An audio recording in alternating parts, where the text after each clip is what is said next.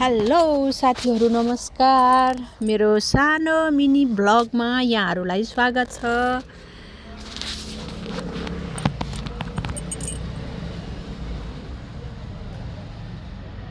हिउँदमा पाइने तरकारी एकदमै लोकप्रिय साग। आज सागबारीमा आफै गएर साग टिप्दै। साथीहरू कोलाई मनपर्छ साग? अनि सागसँग अब हजुरहरूले के मिसाएर खानुहुन्छ, सागको परिकारहरू के गर्नु, कसरी बनाउनुहुन्छ, कस्तो तरिकाले गर्नुहुन्छ कमेन्टमा लेख्नु होला साथीहरू। सबैको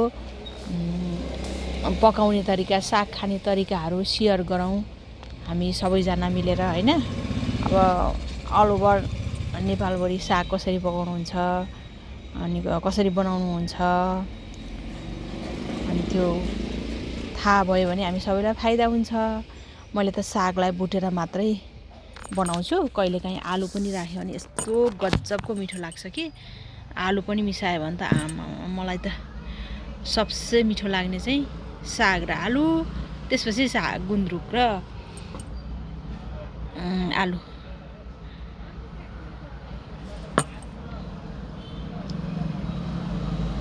एकदम कमालो छ साग।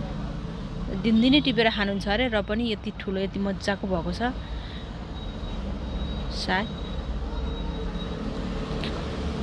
म साग टिप्न पाएको आमामा खुसीले यति धेरै खुसी भएको कि साग टिप्न पाउँदा मलाई एकदमै खुसी लाग्यो, रमाइलो लाग्यो। मैले एक अङ्गलै साग टिपेर लिएर आएँ, खाइयो पनि, मिठो पनि भयो। ताजा मिठो बसाउने घिउमा भुटेको साग, घिउ हालेको भात, आमा त्यो सम्झिँदा त छुट्टै आनन्द आउँछ।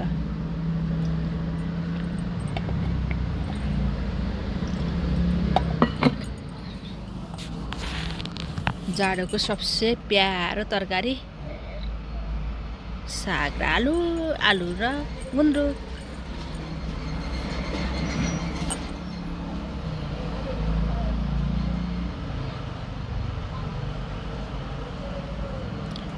मेरो मिनी ब्लग हेरिदिनु भएकोमा यहाँहरूलाई धेरै धेरै धन्यवाद र हेर्दै गर्नुहोला साथीहरू। हजुरले नयाँ नयाँ ठाउँको, नयाँ परिवेशको भिडियोहरू ल्याउनुहोस्। सबैको बारेमा सबै नेपालीहरूले जानकारी पाऊँ।